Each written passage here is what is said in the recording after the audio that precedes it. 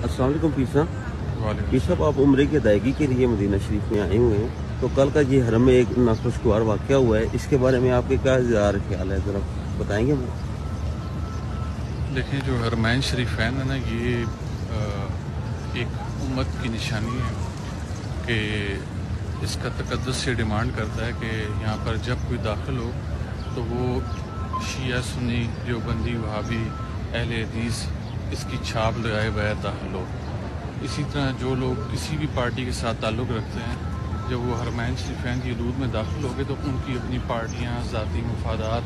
ये ख़त्म हो गए। जब वो हरमैन शरीफैन की हदूद में दाखिल हो गए तो इसका मतलब है कि वो एक उम्मत मोहम्मदी है। तो जो कुछ यहाँ पर हुआ वो यकीनन